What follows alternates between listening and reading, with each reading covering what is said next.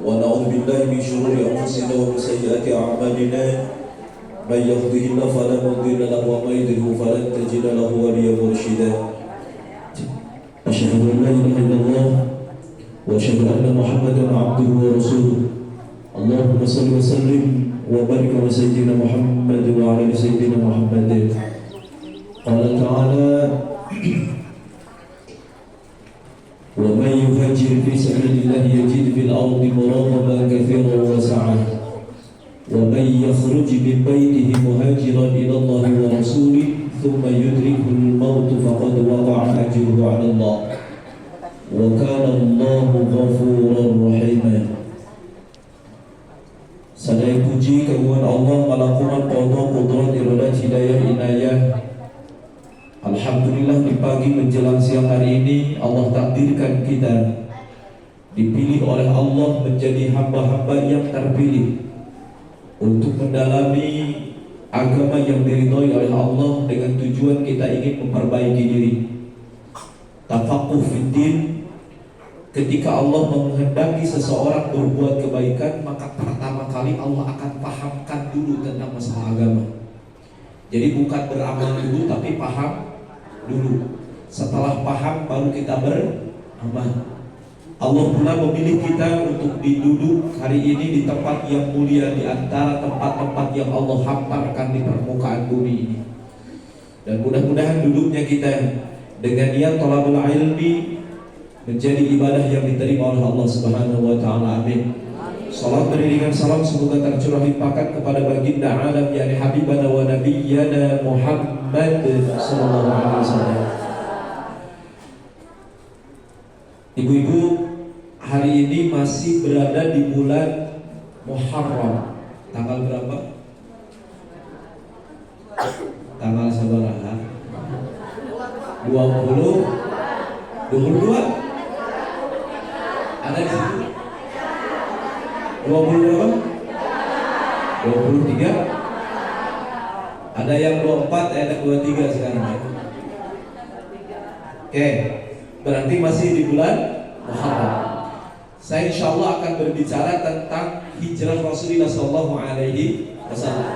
Kenapa hijrah ini dijadikan momen dan selalu diingat? Sampai-sampai pergantian tahun baru Islam itu pada saat ini itu bersandar kepada hijrahnya Rasulullah. Maka umat Islam itu tahun barunya disebut dengan tahun baru Hijriah, dari hijrah Rasulullah SAW. Yang pertama, Ibu Bunda, hijrah itu adalah salah satu bentuk suksesnya dakwah Rasulullah di kota Mekah. Jadi hasilnya itu hijrah. Rasul kebayang Bu, 13 tahun itu belum ada pendidikan tentang fikih karena perintah sholat belum ada, belum ada perintah tentang zakat, belum ada perintah tentang apa lagi? Haji dan lain sebagainya, apalagi haji. Haji Rasulullah SAW itu belum ada kan? Jadi sekali lagi ini khusus di kota Mekah itu pembinaan tentang akidah. Tentang apa? Akidah. Bu, hubungan akidah dengan hidup itu sangat erat. Orang makin yakin dengan Allah, hidupnya makin tentram. Tapi sebaliknya, jalan yang makin yakin ke Allah, maka hidupnya bakal sedergalau. Ayah dia sok galau. Tete berarti kurang naon ka salah. Oke. Punten Bu, 13 tahun yang diajarkan Rasulullah SAW itu merubah tatanan hidup sedunia. Bumi itu dulu, punten, dunia itu dikuasai menjadi belahan dua. Yang pertama blok timur, yang kedua blok barat. Blok barat itu dikuasai oleh Romawi, blok timur itu dikuasai oleh Persia. Jadi bumi itu hanya dikuasai dua negara ini. Dan ternyata muncul agama baru di kota Mekah yang disebut dengan Islam, diajarkan oleh baginda Rasulullah SAW. Idenya itu berbeda dengan ide-ide negara-negara lain dan agama-agama lain. Satu buku tadi, Rasul itu mengajarkan pertama kali persamaan derajat. Kata Rasul, manusia itu sama. Manusia itu Sama. Kebayang gak Bu? Zaman dulu orang pergi ke pasar, ibu ayeuna ke pasar meser naon? Sayuran naon deh? Keperluan betul? Sembako. Pami kabong meser naon? Baju. Bu, kebayang gak? Orang dulu pergi ke pasar itu belanja manusia. Belanja apa? Disebut perbudakan. Perbudakan itu udah berabad-abad. Persia pun melakukan perbudakan, Romawi pun sama. Jadi dunia waktu itu perbudakan itu nyata-nyata. Budak itu apa? Punten. Budak itu kebanyakan dari orang kulit hitam. Badannya makin kekar, makin mahal. Badannya makin naon itu? Sampai-sampai saya baca Bu, ada seorang budak yang dia termasuk cerdas. Dia mengisahkan tentang hidupnya. Badannya itu 2 meter lebih 17 cm. Maka bisa. Ternyata itu perbudakan itu sengaja diproduksi.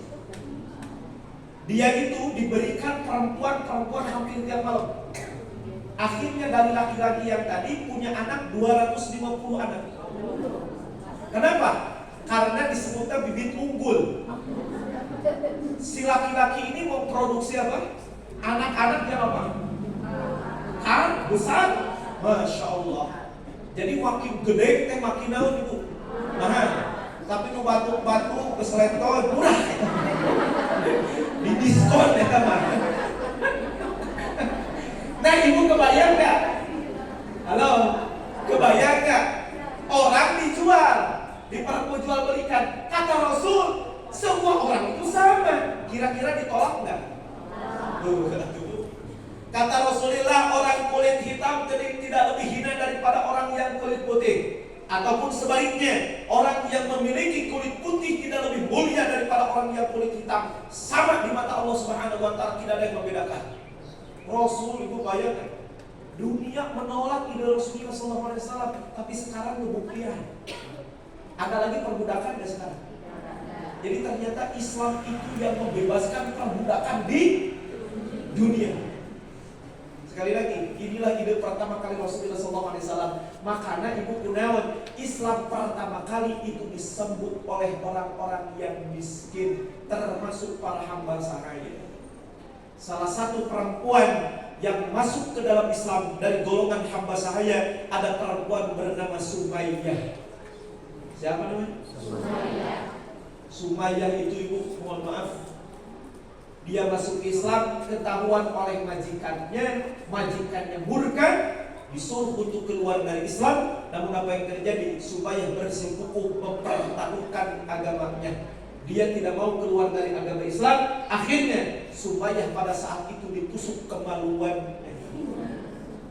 Seorang perempuan yang syahid pertama dalam sejarah Islam. Awas, orang yang pertama kali syahid dalam sejarah Islam itu bukan laki-laki, tapi perempuan. Namanya siapa?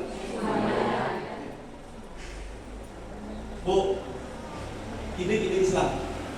Kata Rasulullah SAW, kalian itu sama. Dulu orang itu punten mulia itu karena harta.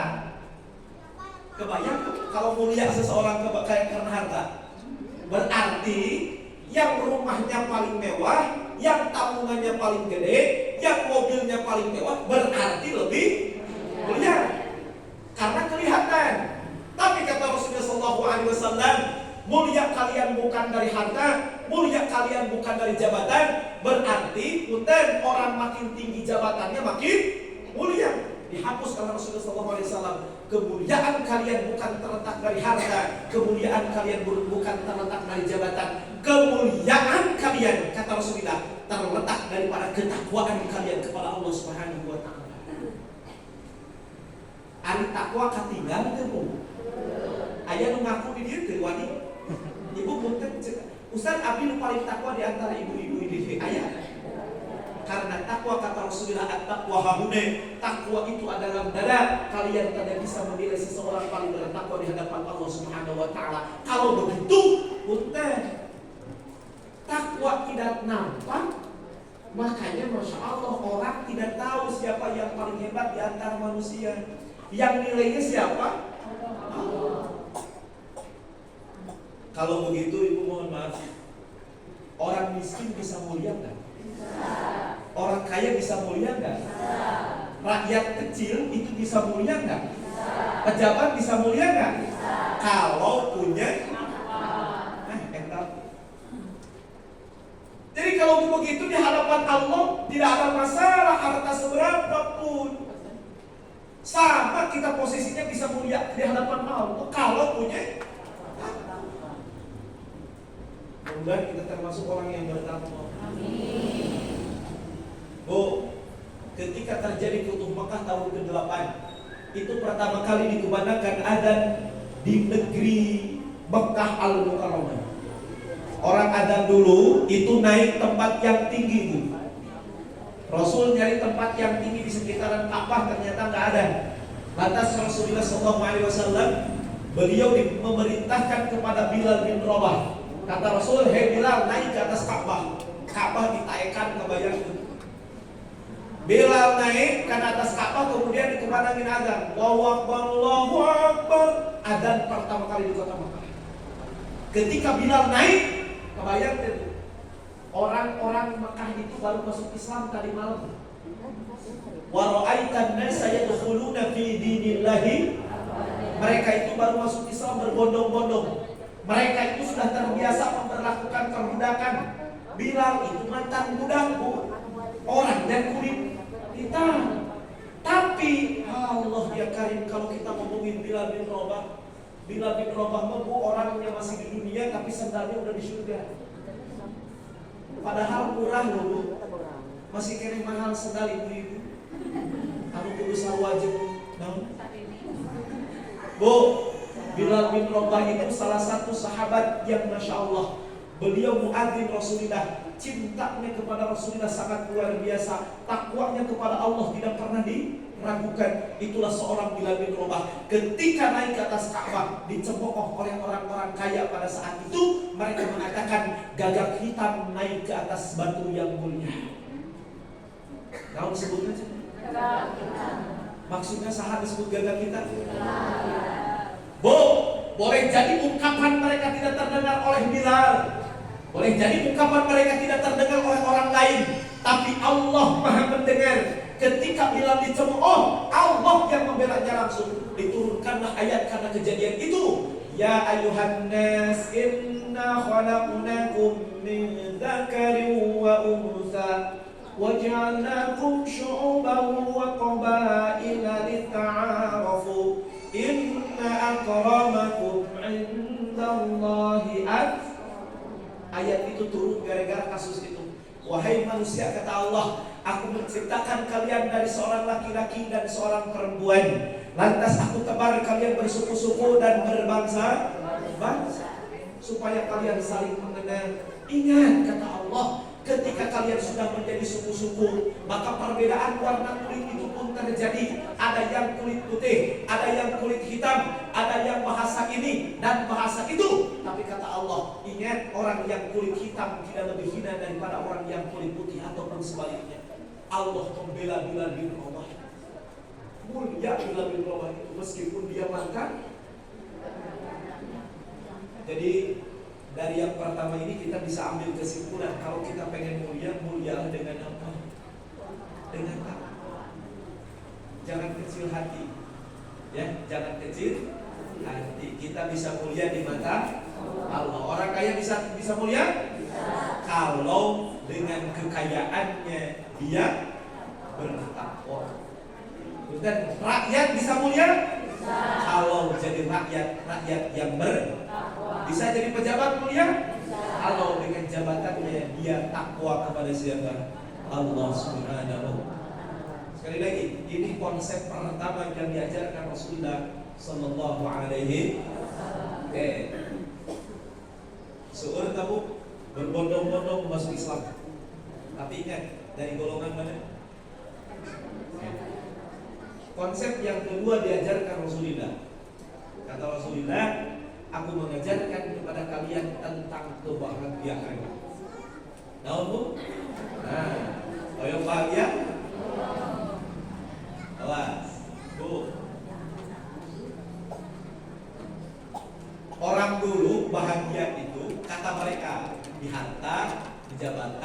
punya anak banyak itu bahagia. Ternyata semua tidak abadi. Betul? Mereka bingung. Jadi kebahagiaan itu mana? Rasul datang, kata Rasulullah SAW, ditanya Rasul, Muhammad, apa yang kau tawarkan? Apakah kamu menawarkan kekayaan? Kata Rasul, enggak. Apakah kamu menawarkan jabatan? Enggak. Lantas apa yang kamu tawarkan? Kata Rasulullah, aku tawarkan kepada kalian tentang kebahagiaan. Bu, ternyata yang ditawarkan Rasulullah itu bahagia.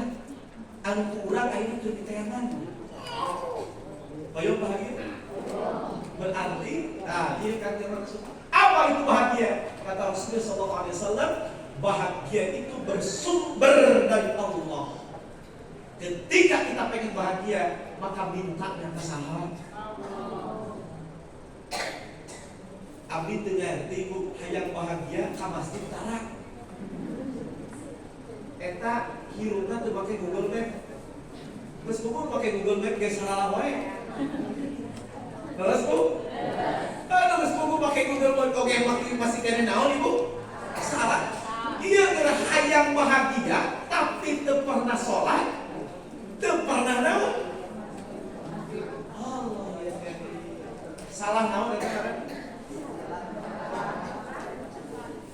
Sekali lagi, sumber kebahagiaan di siapa Bu? Allah. Oke. Makanya ketika kita pengen bahagia, bersandarnya itu ke Allah. Sebelum menikah, seorang perempuan bersandar kepada suami. Dia berharap suaminya memberikan kebahagiaan. Salah. Mengecewakan. Dia berpikir harta, ternyata harta bentar lagi ada kadang diambil oleh Allah. Dia bersandar kepada sesuatu yang rapuh. Tapi kalau bersandarnya kepada Allah, itulah sumber kebahagiaan. Bu, berarti bahagia teh saha? Kalau ada orang yang bangun 1/3 malam, istiqomah, sholat subuh tidak pernah kesiangan, sholat duhur selalu berjamaah, ke masjid paling rajin, dialah yang sudah menemukan kunci kebahagiaan. Jelas? Ibu, saya itu orang kampung. Abdi orang kampung. Amin. Yang giliran ibu. Bu, saya itu kalau pulang betah. Amin. Betah coba aja, benar gak? Bu, Abdi orang Cisopet Maluku. Amin. Punten. Kalau pulang itu saya bertemu dengan nenek-nenek, nini-nini, aki-aki, anu seulina teh, aduh, sejuk gitu dipandang. Dokter, ya Allah, Cep, Abdi sebutnya teh Cecep gitu. Cep Ustaz Dama, kira tadi, makin heula senyum nate Masih alami. Alami, tidak ada polesan, dia ikhlas, geus kitu mah. Kabumi heula bet aya cai-cai. Eta ieu lompat kabumi da segala disuguhkeun. Tapi ka gula beureuh. Asli tuh, gula beureuh teh dicacak. Cok ieu. Bu, saya nanya, senyuman itu, Masya Allah, saya lihat setiap hari begitu. Ternyata iman nanti tina bili di sisi gawir, teboga mobil, teboga nanaon, teboga gaji, tapi dia Masya Allah luar biasa. Saya di situ berpikir, dia sudah menemukan kebahagiaan. Jadi benar Bu, bukan kebahagiaan itu bukan terletak di dunia. Semua orang bisa bahagia loh. Ternyata ibu orang konsep orang sepuh kita dulu. Saya itu bukan, ibu saya itu punya anak 13. Abdi muka opah. Ayah kabeh. Paman saya itu punten paman saya anaknya 14. Lebih banyak ya. Nah, ini termasuk anak paman. Jadi dari Indonesia seperti 7. Ini bibi saya itu anaknya 7. Ada yang 7, ada yang paling banyak itu 14. Ibu saya 13. Bu, punten. Saya tanya konsep hidupnya, ya Allah sangat sederhana. Tidak ada kekhawatiran dalam hidup. Budak sabari jige, naon sababnya? Orang tua dulu menitipkannya bukan ke harta, bukan kepada manusia, tapi titipkannya kepada Allah. Dia bangun jam 3, dia bangun 1/3 malam dan menitipkan anak-anaknya kepada Allah Subhanahu wa taala. Ya Allah, saya titipkan masa depan anak saya. Punten, beliau ini tidak punya gaji loh. Beliau ini bapak saya punten SDG pertama. Tidak punya gaji tetap, tidak punya penghasilan tetap, tidak punya rumah dinas, tapi keyakinan kepada Allah ini sangat luar biasa. Ibu punten, budak kan? Ayah ngurus kawan di Jakarta di mana? Budak nanti gua. Nah, sieun. Padahal geus boga gaji, geus boga rumah dinas, itu yang terjadi. Namun sababna budakna nu cicing di kota tadi, budakna kaberangan wae. Halo. Dia mampu berpikirnya, anak saya cukuplah 2. Di situ naon? Di situ ka sakolakeun, hitung gaji sabaraha. Sabab dia menitipkan harta karena duit lain ka Allah. Halo. Terus gitu? Aduh ya Allah. Awas itu demi Allah tidak akan pernah ketemu bahagia kalau orang jauh dengan Allah. Lihat orang tua kita dulu bagaimana cara menitipkan anaknya. Dia tahajud, dia sholat duha, dia Senin Kemisnya seakan-akan menjadi sebuah kewajiban. Dia baca Quran per hari itu seakan-akan menjadi sebuah kewajiban. Itu cara mereka menitipkan anak-anaknya kepada Allah. Itu cara dia menitipkan rezekinya kepada Allah Subhanahu wa taala. Kita bersama. Salaki gawe di arep gajian. Bu, ingat yang pemberi rezeki itu siapa? Allah. Sekali lagi, sumber bahagia siapa? Allah. Alladzi huwa adhaka wa abaka. Awas ayat konsep ayat itu. Allah, anu masihan kurang seri, jeung masihan kurang nangis teh lain kurang. Allah. Ibu-ibu sadar dia ini. Bisa itu Allah bikin nangis 10 menit ke depan? Bisa. Trik ayah apa? Bud. Jol na buk. Bisa tuh? Sangat bisa. Berarti yang membuat tangisan kita itu bukan kita. Kalau kita menangis itu bukan karena kita, tapi Allah yang menakdirkan kita untuk menangis. Ketika kita tersenyum pun ternyata di balik senyum kita ada kekuasaan Allah di situ. Allah, alhamdulillah kemarin saya pulang kajian dan yang saya bawa itu bukan saya mendampingi haji yang plus dengan yang haji furoda. Bu, haji furoda itu ongkosnya 650 juta ribu. Seberapa Bu? 650. Suami istri berarti seberapa? 1,3. Nah hajian rata-rata punten kami hampir daya tinggal jemaah sendiri nggak ada. Kami harus mendampingi suami istri. Karena momen yang langka tuh daripada haji kan seumur hidup sekali. Kalau sendirian kumaha kan ternyata ada seorang bapak-bapak bahagianya dia bisa melaksanakan ibadah haji dengan istrinya.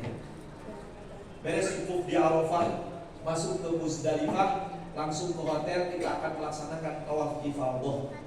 Lagi sarapan, istrinya tiba-tiba pingsan. Kirain kita pingsan, ternyata istrinya menangis. Istrinya udah meninggal di rumah. Usianya 42 tahun. Tidak ada riwayat penyakit. Suaminya tadi, Masya Allah di perjalanan dia menangis bahagia bisa membawa istrinya ke Baitullah. biasa membawa istrinya untuk melaksanakan ibadah haji. Dia tinggalkan anak 2 kembar masih usia 1 tahun. Masya Allah, si ibu ini teh usia 40 tahun belum punya anak. Akhirnya suami istri ini berusaha, berupaya dia baju tabung dan sukses. Lahirlah 2 anak kembar, ditinggalkan ibadah haji. Bu, suaminya bangga bisa memberangkatkan haji dirinya dengan istrinya, tapi senyuman itu berubah menjadi tangisan hanya waktu beberapa detik saja. Jadi yang membuat menangis kita siapa? Kita mereka sadar itu adalah pukul ini. Cek Allah alladzi huwa adhaka wa abka. Aku yang bikin kamu menangis dan aku pula yang bikin kau tertawa. Allah itu sangat bisa orang miskin menangis pun dan orang miskin tersenyum tanpa diberikan harta. Allah mampu membuat orang kaya menangis tanpa diambil hartanya. Allah mampu memuliakan seorang rakyat tanpa diberikan jabatan. Allah pula sangat mampu merendahkan seorang pejabat tanpa diambil jabatan. Bersandar Allah. Salam. Halo. Ia diajarkan usaha tahu. Kanjeng Rasul. Kalau mulai yang bahagia dia. Bu bener kebayang ke orang Mekah loba duit. Bunga putih mabuk, judi, teu menang elek, teu elek. Menang. Balik mabuk. Gitu aja. Jenuh banyak ahli maksiat. Emang dia mendapatkan kepuasan dari situ? Mungkin kalau 1 hari 2 kali mungkin dia merasa puas. Tapi lamun segitu-gituan itu demi Allah tidak akan pernah meletakkan kebahagiaan dalam kemaksiatan kamu. Tapi Allah akan meletakkan kebahagiaan dalam taat kepada Allah Subhanahu wa taala.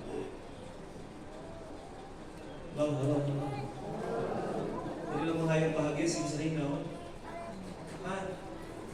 Kasaha? Allah. Asup ka jalmi beungar Abu Bakar As-Siddiq lebat Islam termasuk as-sabiqun al-awwalun. Laki-laki yang pertama kali masuk Islam itu adalah Abu Bakar As-Siddiq. Abu Bakar As-Siddiq mengajak Utsman bin Affan orang kaya masuk Islam. Ternyata benar Bu, dalam Islam ada yang diatur. Utsman bin Affan menemukan kebahagiaan. Abu Bakar As-Siddiq menemukan kebahagiaan. Sahabat-sahabat yang setelah mereka masuk Islam, benar-benar mereka semua menemukan kebahagiaan. Di kota Mekah. Yang ketiga diajarkan Rasulullah itu gini, kata Rasul, kebahagiaan itu ada 2. Ada kebahagiaan yang semu berganti, ada yang abadi. Kalian pengen yang mana? Dikabarin sama Rasulullah, pengen yang abadi ya Rasulullah. Apa yang abadi itu? Kata Rasulullah, kebahagiaan di dunia itu nggak ada yang abadi, saling berganti. Benar gak Bu? Ayah ibu-ibu anu bahagia terus di ayah? Ayah sedih terus? Mualah ayah, da eta mah di dunya. Mentak punten lamun ayeuna urang dibere nikmat ulah loba seuri teh biasa we. Komo mah hidak ka batur, da sakedeung deui ge. Moal ayah ibu jalmi saumur hirup alhamdulillah abdi hirup bahagia wae. Mesti dia pernah menangis, betul enggak? Iya. Abdi mah ya Allah pernah selama hidup teh nangis we, sedih jeung sedih, enggak akan ada. Di dunia mah begitu. Kata Allah Subhanahu wa taala, "Kebaik di dunia masih kayak gitu." Ada yang bahagia, ada yang diberi, ada yang diambil, itulah dunia. Tapi Rasulullah SAW mengatakan, ada kebahagiaan yang abadan-abadan, yaitu setelah kematian kalian, itu ada kehidupan yang abadi. Kalau kalian mendapatkan kebahagiaan selama-lamanya di situ akan bahagia. Maka Rasul mengatakan, kalaupun di dunia ini yang hanya sementara, 60 tahun, 70 tahun, hidup itu 2 kali. Satu hidup setelah kita dilahirkan oleh orang tua kita, yang kedua hidup setelah kita dimatikan oleh Allah Subhanahu wa taala. Awas sekali lagi hidup suara kali. Ayeuna urang hidup geus beureujing. Dibatasi sama Allah. Ia kan dilahirkan, ia maut. Itulah kita. Tapi kata Rasulullah, setelah kematian akan dihidupkan kembali. Kalau celaka selamanya, kalau bahagia selamanya. Dan Rasul mengajarkan kepada sahabat, kalau pengen bahagia selamanya, ini jalan. Masya Allah. Ada sahabat yang berani menukarkan kehidupan dunia dengan akhiratnya. Seorang Mus'ab bin Umair, anak muda yang ganteng luar biasa. Rasul pernah memuji Mus'ab bin Umair, aku belum pernah melihat potongan rambut seindah Mus'ab. Ganteng. Abi mau tinggal orang Arab ganteng putih.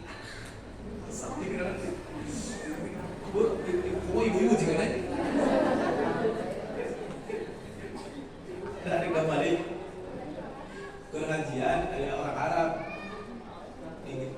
Gawe nanti di kita nggak bagikan hadiah. Kata ibu-ibu di para waktu bahkan ku ganteng. Padahal mereka kata aduh ya Allah pegawai. Bu, Mus'ab bin Umair itu, Masya Allah, pemudanya ganteng. Beliau ini dicintai oleh ibunya, ibunya orang kaya, dia pun sangat mencintai ibunya. Anak mami bu, rumahnya megah, kekayaannya di mana-mana. Mus'ab bin Umair secara ukuran dunia tak ada kurangnya bu. Baju yang dia kenakan merupakan baju termahal di antara anak muda. Parfum yang digunakan oleh Mus'ab bin Umair itu parfum yang paling mahal.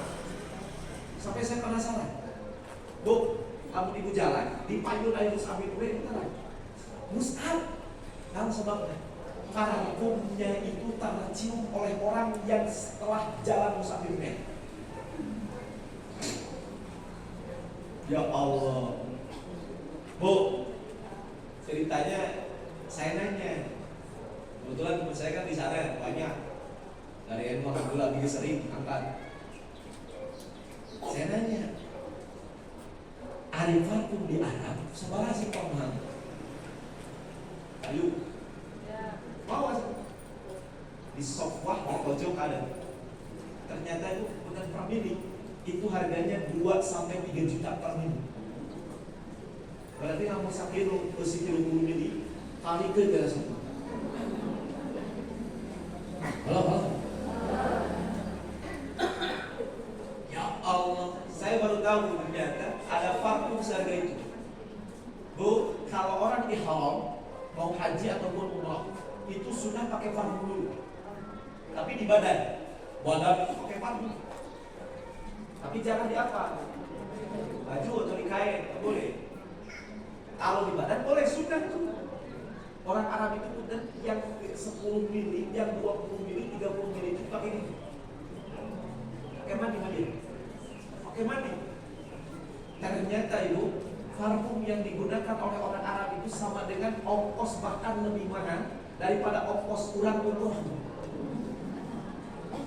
Harga nama naik. Pantas kalau ada cerita Mus'ab bin Umair sehingga gitu. Ternyata Masya Allah itu hilangnya susah banget. Dan dicoba ditemunya sudah mati. Allah ya kan. Bu, Mus'ab bin Umair, kebayang gak orang yang sekaya Mus'ab bin Umair dia masuk Islam. Sembunyi-sembunyi dia masuk Islam. Kenapa Mus'ab bin Umair sembunyi-sembunyi? Karena takut ketahuan oleh ibunya. Saking tidak mau menyakiti perasaan seorang ibu. Mus'ab bin Umair masuk, ini anak muda bu. Ternyata ada Utsman bin Tolhah, dia membocorkan kepada ibunya.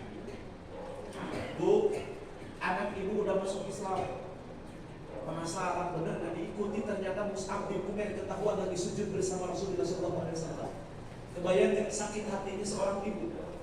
Sakit hatinya seorang ibu bukan ketika dia melahirkan. Demi Allah seorang ibu sakit, ada yang lebih sakit daripada melahirkan ketika dia dibentak oleh anaknya. Atau dia ternyata dikecewakan oleh seorang anaknya.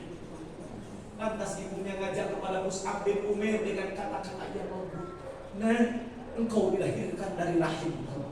Aku sangat mencintaimu. Tidak ada orang yang lebih aku cintai lebih kau anaknya.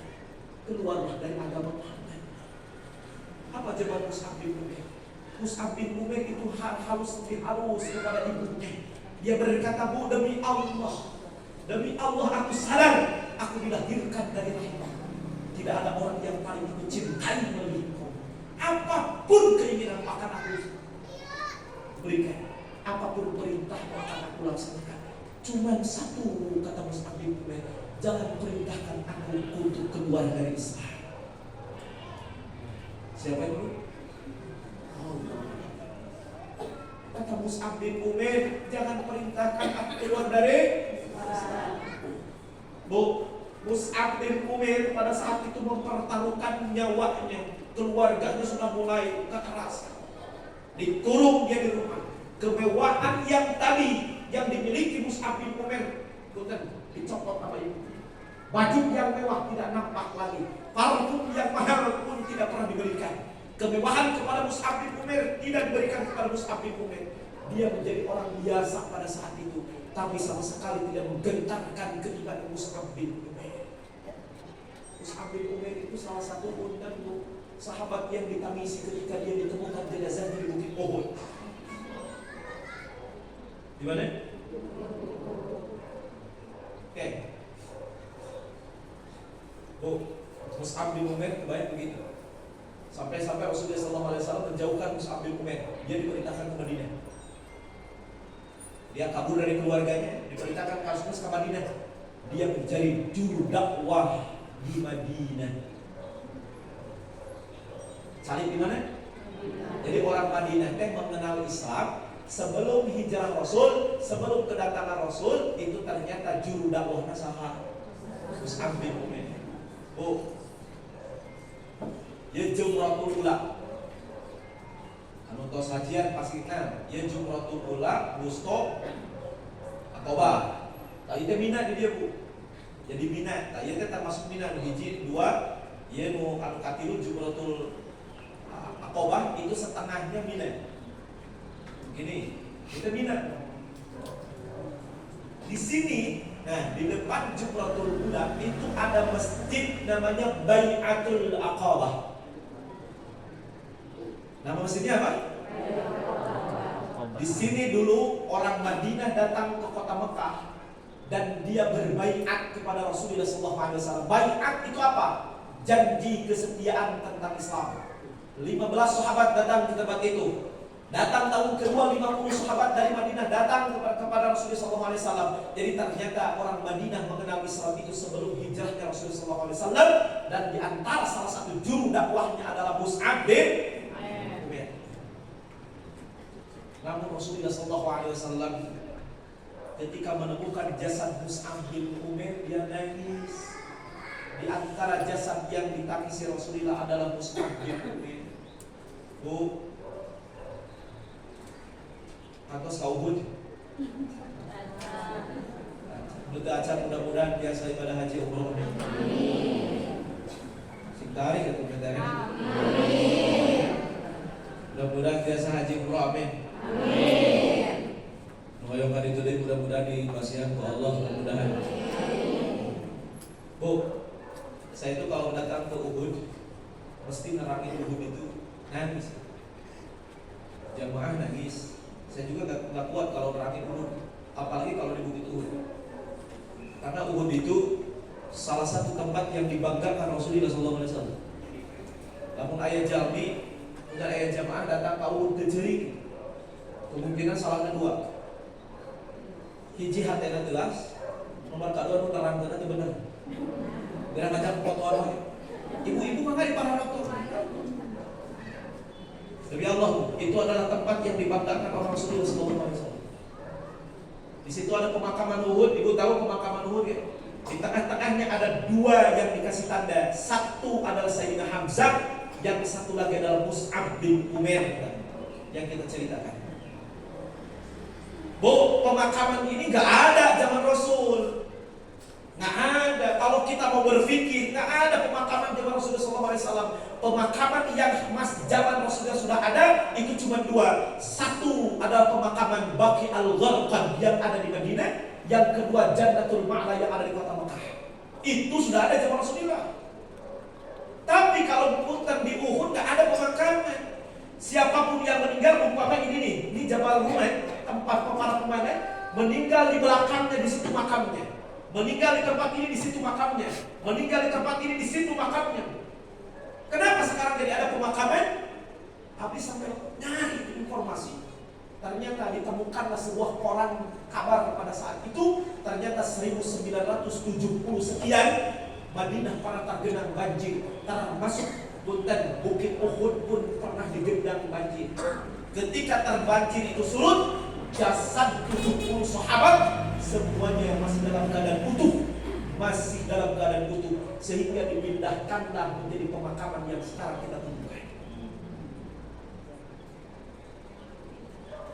Janji Allah, jasad para sahabat itu, jasad orang yang mati syahid itu diawetkan oleh Allah, itu udah janjinya. Kekasih Allah itu udah janji Allah. Para nabi itu jasadnya nggak akan pernah rusak. Itu janji Allah.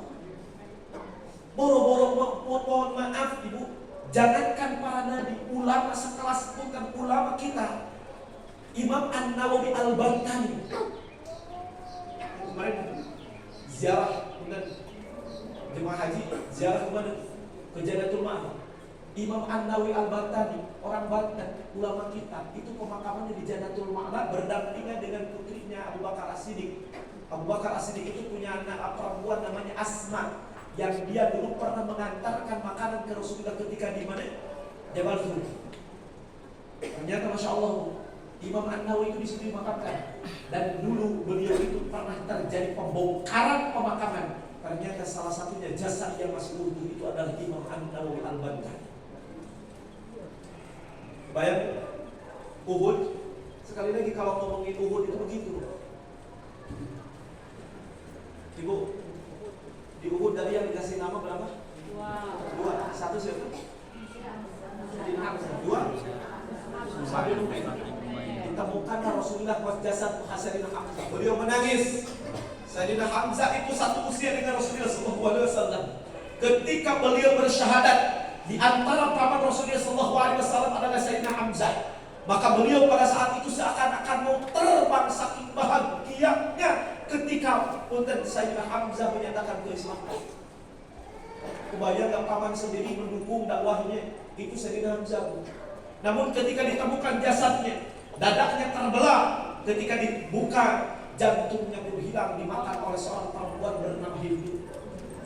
Bagaimana Rasulullah tidak menangis? Telinganya terpotong, hidungnya terpotong. Itulah yang menyebabkan tangisan Rasulullah SAW. Bu, yang kedua, jasad yang ditemukan pada saat itu adalah Mus'ab bin Umair. Mus'ab bin Umair itu kedua tangannya itu nggak ada. Dia diberikan tugas oleh Rasulullah SAW menjadi pengibar bendera. Orang perang itu bawa bendera. Kalau benderanya jatuh kalah. Diambil dengan tangan kanannya dipotong. Diambil dengan tangan kiri Mus'ab bin Umair dipotong. Diambil dengan sebagian lengan yang tersisa. Kebayangkan darah kayak gimana ketika tangan kita terpotong pada saat itu. Masya Allah, itulah akhir kehidupan Mus'ab bin Umair. Ketika dia ditemukan jasadnya oleh Rasulullah dan para sahabat, ternyata Mus'ab bin Umair ditutup dengan sehelai kain. Kalau kain itu ditarik ke kakinya, nampaklah mukanya. Kalau ditarik ke mukanya, nampaklah kakinya. Maka Rasul berkata kepada sahabat, "Ya Rasulullah," kata para sahabat, "apa yang harus kami lakukan kepada Mus'ab bin Umair?" Kata Rasulullah SAW, "Tutuplah bagian kepalanya, tutuplah dengan rumputan sebagian kakinya." Dan Rasulullah SAW menangis. Kenapa? Kata beliau, "Dulu anak ini adalah bergelimang harta, hidup dengan kemewahan, hidup dengan segala-galanya. Tapi dia tukarkan kehidupan dunia itu dengan kehidupan akhirat." Dan ulama ini makin masih kan sibuk berbuat kan lawanku. Halo. Enggak tahu. Padahal geus pugu sakedeung yang menghadap ka saha urang. Bu, saya pernah dapat jadwal Imam Khatib dan tarawih. Komplek mewah di Jalan Soekarno-Hatta. Parkir mau depan rumah. Saya lihat rumahnya gede, gelap. Saya simpan di situ. Saya ngomong ke PDKM tadi kan penuh, dia parkir di sini.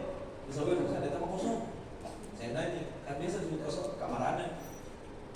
Ustaz, suaminya meninggal 4 bulan setelah itu istrinya, dia punya anak cuma satu-satunya pun meninggal. Dan dia tidak punya saudara. Ngajajar mobilnya, rumahnya 3 lantai, itu ditinggalkan tanpa ada ahli waris. Setelah itu ada yang menyeletuk, Ustaz, beliau itu aslinya orang Ciamis. Saya pernah dibawa jalan-jalan keliling tanah miliknya di Ciamis dan di Tasik. Kata beliau seminggu pakai mobil canbeak kata tanah.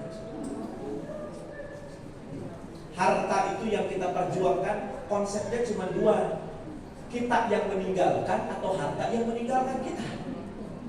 Halo. Cuman itu. Saya semenjak itu Masya Allah, Bu, saya ngobrol dengan itu langsung ngobrol gitu. Allah. Itu yang kita perjuangkan di pikiran teh kudu rieu kalau poe teh eta. Kalau kita tidak punya Allah, kalau kita tidak punya ibadah yang naon deui ya. Ngeri.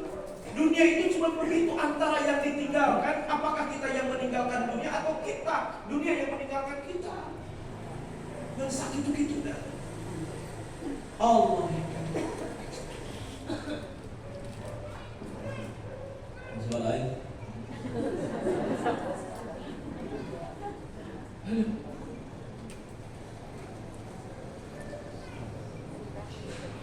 Betapa ruginya kita. Betapa ruginya kita. Kamu terhirup ke wajib Allah. Kamu tidak ibadah, kamu bukan naon ke semawan. Dan itu harapan kita. Sementara kehidupan yang abadan ditentukan yang 60 tahun ini, yang bercampur dengan maksiat kita kepada Allah. Yang nanti setelah kehidupan kita ada alam kubur. Alam kubur itu berapa lama? Alam kubur itu wallahu a'lam. Kadang-kadang lebih panjang daripada kehidupan dunia kita, itu baru di alam kubur. Nenek kita hidupnya 60 tahun, di alam kuburnya udah ratusan tahun. Buyut kita sama. Kebayangkan sahabat Rasulullah SAW sekarang udah 14 abad yang lalu itu di alam kuburnya, padahal hidupnya cuma 60 tahun.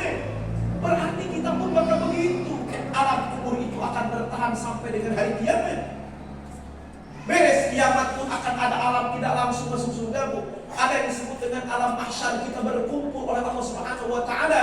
Wa nufikha bis-suri fasa'iqa man fis samawati wa man fil ardi illa man sya'allah. Tsumma nufikha fihi ukhra fa idahum qiyamun yanzurun. Ketika ditiupkan sesengkala alam jagat raya ini rusak, dihancurkan oleh Allah sehancur-hancurnya. Gunung-gunung berterbangan, tidak ada yang tersisa, semuanya dihancurkan oleh Allah Subhanahu wa taala. Matahari dan rembulan pun dilipat oleh Allah Subhanahu wa taala. Setelah itu Allah tiupkan kembali yang kedua, baru manusia akan dibangkitkan yang disebut dengan alam mahsyar. Dalam posisi kita berdiri di hadapan Allah Subhanahu wa taala.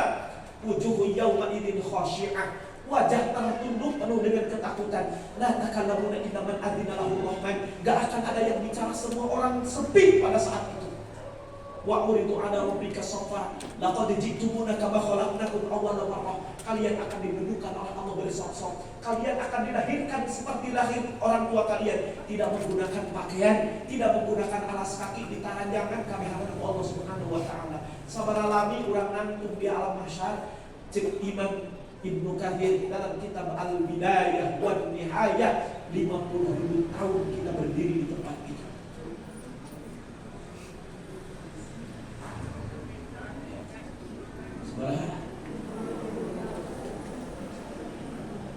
Dunia sama.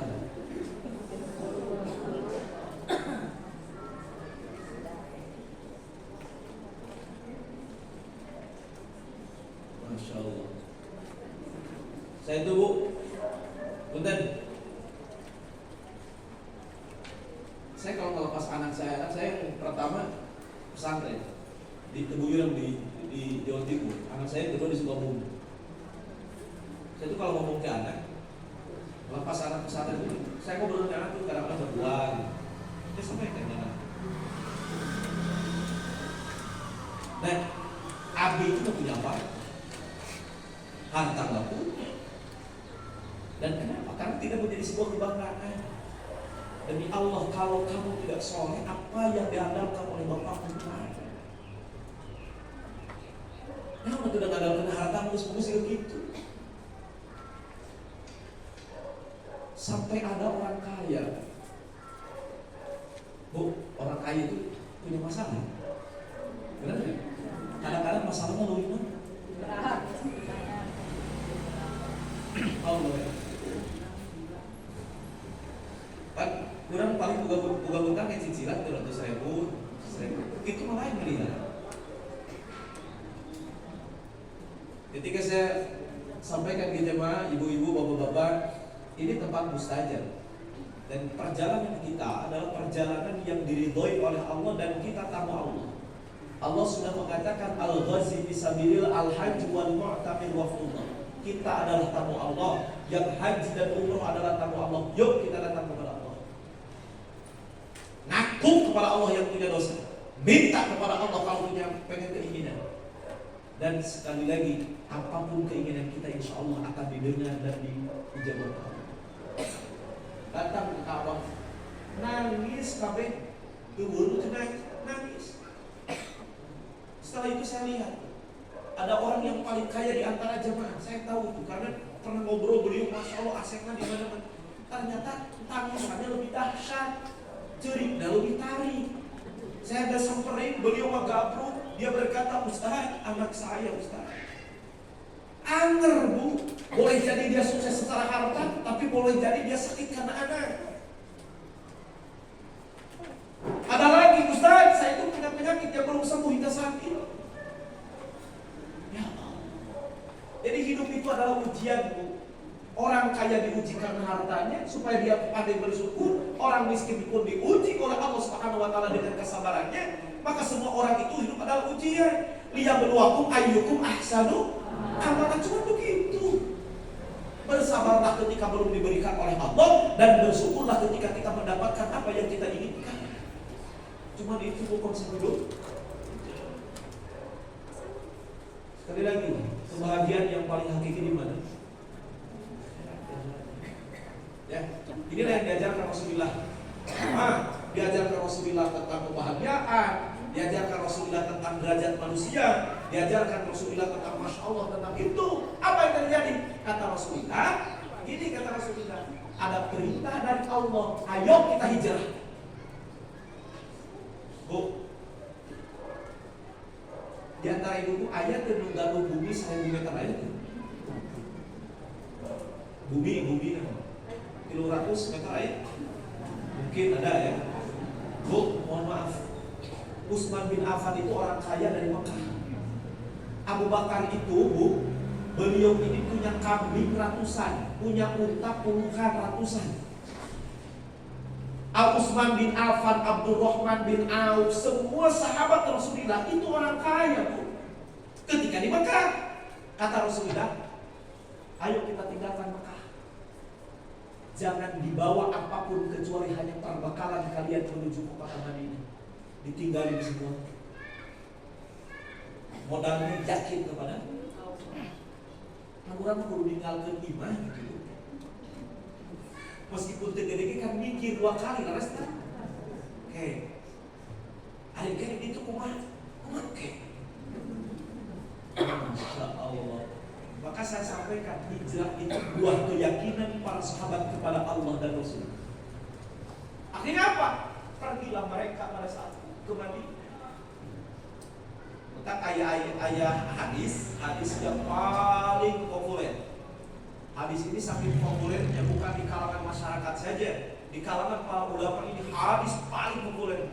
Innamal a'malu binniyat wa innamal likulli imri'in ma nawa, faman kanat hijratuhu ila Allah wa rasulihi fa hijratuhu ila Allah wa rasulih, wa man kanat hijratuhu lidunya yusibuha aw imra'atin yankihuha fa hijratuhu ila ma hajara ilaih. Hadis ini bukutan dalam kitab yang tipis karangan Imam An-Nawawi. Hadis ini menjadi hadis pertama dalam hadis Arba'in. Hadis ini pun menjadi hadis yang pertama dicantumkan oleh ulama ahli hadis, yaitu Imam Bukhari. Ternyata ini hadis yang pertama. Saking beratnya hijrah itu sampai disampaikan kalau niatnya karena Allah berat, kalau niatnya bukan karena Allah pasti naon berat. Tapi karena mereka niatnya karena siapa? Allah. Ingat, baik ditinggalkan. Boga sari itu ayah Allah jeung Rasul. Itu yang mereka banggakan, bukan harta lagi. Kemarin mereka membanggakan, saya itu punya ini, kendaraan saya yang ini, kekayaan saya yang ini. Mereka bangga dengan harta. Jabatan saya itu di sini nih. Mereka semuanya tinggalkan semuanya itu. Mereka sekarang bangganya, kamu punya apa nanti di Madinah? Apa jawaban mereka? Aku punya Allah dan Rasulnya. Ini siapa bu? Sahabat. Ketika Abu Bakar mengikut sahabat Abu Bakar, ya Allah, ketika proses hijrah Abu Bakar As-Siddiq, kita tahu Abu Bakar As-Siddiq, pintu-pintu surga itu teriaknya Abu Bakar. Pintu surga itu kan banyak, puluhan. Ada riwayat 70 pintu sahabat, pintu surga. Teriaknya sahabat Abu Bakar. Abu Bakar dari sini aja masuknya. Abu Bakar. Kebayang gak bu? Pintu itu pengen dimasuki. Ada berapa yang masuk ke surga teh? Abu Bakar lain. Abu Bakar yang diarep-arep masuk oleh surga. Itulah orang yang mustaqun bil jannah. Orang yang dirindukan oleh surga itu salah satunya Abu Bakar. Masya Allah. Ada berapa hayang naon ibu? Hayang ke surga. Ari Abu Bakar kan? Surga hayang diasupkan. Allah ya karim. Beda nggak kira-kira bu? Sampai pintu surga, kan pintu surga itu tergantung amalan. Ada pintu surga ar-royat, itu yang sering berpuasa, baik wajib ataupun sunnah. Ada pintu asy-syaqoya, itu adalah orang kaya yang sering bersedekah. Ada birrul walidain, orang yang paling gemar berbuat baik kepada orang tuanya. Ternyata pintu surga semuanya bergemuruh menuju nama Abu Bakar As-Siddiq. Kenapa bu? Ketika Abu Bakar As-Siddiq berjumpa dengan Rasul, dengan para sahabat, jam 8 enjing. Ditanya tukang dia Rasul, sahabat tadi tahajud, mabuk, abdi kita tahajud. Abu Bakar, siapa yang sudah baca Quran? Ada. Tapi ketika ditanya, siapa yang pagi hari ini sudah bersilaturahim? Saya ya Rasulullah. Siapa yang hari ini sudah memberikan kepada harta kepada anak yatim? Saya ya Rasulullah. Siapa yang hari ini sudah berbagi dengan orang miskin? Saya ya Rasulullah. Siapa yang hari ini sudah membahagiakan keluarganya? Saya ya Rasulullah. Sebut amalan yang dicontohkan Rasulullah SAW. Niscaya Abu Bakar As-Siddiq adalah orang yang pertama melakukan. Nah gitu. Sahabat. Hari jalur geus apal jeung naon akhirat juga gitu. Abu Bakar Abu Bakar itu kan mertuana. Mertua Rasul, usia sama di Rasul. Abu Bakar itu satu usia dengan Rasul. Jadi mertua sana Rasul. Dan kebanggaan Abu Bakar apa? Kebanggaan di antara dunia yang Allah berikan kepadaku ketika putriku dinikahi oleh Abu Bakar, oleh Rasulullah. Siapa putri? Aisyah. Kebanggaan Abu Bakar mereka punya anak dinikahi Rasul. Allah ya. Ke Abu Bakar, Masya Allah. Bu, Abu Bakar As-Siddiq, Rasul kan kabar tua apa? Dan dari mertua mitoha, ya? Jumlah hartanya sabaraha. Kata Rasulullah, siapa yang bersedekah? Kita ini butuh dana nih. Rasul kadang-kadang menghimpun dana. Kalau ada peperangan, kalau butuh dana, biasa. Ternyata Abu Bakar As-Siddiq pun ada sahabat Umar bin Khattab. Kata Umar, jika Abu Bakar, nah sahabat Umar bawa setengah harta, kabayang di setengah. Namun gaduh pun kan 2 miliar berarti sedekah seueur. Utsman bin Affan tadi sama rapatna. Kita Umar bin Khattab adalah saya. Bangga kata Umar, jika Abu Bakar datang Abu Bakar. Ya Rasulullah, ini sahabat saya. Rasul tahu kan Tuhan. Ditanya, "Madza tarakta li ahli?" Abu Bakar, ini harta kamu seluruh. Apa yang kamu sisakan untukmu dan keluarga? Apa jawaban Abu Bakar? Aku sisakan hanya Allah dan Rasul. Habis. Kurang bukan kayak asup ke 50.000 karena kayak saya asap bangga. Dan batu 2.000. Allah dia kayak ke kemajuan Islam KTC.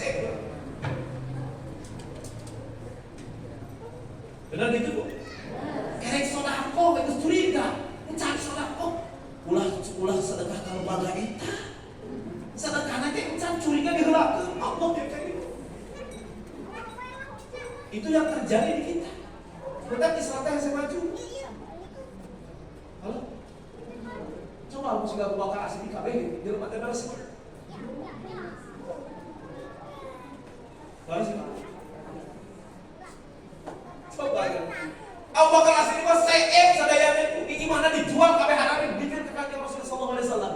Ketika ditanya Rasulullah, "Mana taruh kali ahli?" Tahu anu kalian bisa satu untuk keluarga. Sahabat sadayana itu. Gak usah keluarga aku bisa nanti Allah dan Rasul. Maha Allah. Oh. Satu.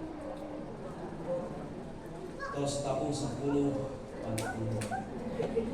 Saking mesin kuring. Mudah-mudahan jantan-jantan yang penuh bermanfaat. Jadi ternyata hijrah itu sering kita mengatakan hijrah. Awas, bu ibu-ibu kemarin yang belum dikerudung, akhirnya dikerudung pasti bakal dijadikan. Cie, kita mesti ujian hijrah. Pembanturan orang biasa bolak-balik, itu tidak jauhan. Kita ujian hijrah. Biasa. Kita hijrah itu beli berat-berat. Di pecahan kapok, pecahan naon, kehilangan apapun. Lihat pengorbanan para sahabat ini yang saya sedang ceritakan. Hijrah itu tidak mudah. Tidak. Bukan ada kadang-kadang saya kemarin ada lihat artis yang hijrah langsung dicadar. Saya bukan mentertawakan, tapi masya Allah, alhamdulillah. Setengah sebulan, 2 bulan, 3 bulan, 4 bulan, terpayu karena sinetron, terpayu karena iklan, dibuka dari dicadar. Ekonomi di hijrah itu penuh dengan pengorbanan. Jadi sekali lagi ketika kita mengatakan hijrah, insya Allah kita sudah siap dengan segala-galanya. Sekarang segitu.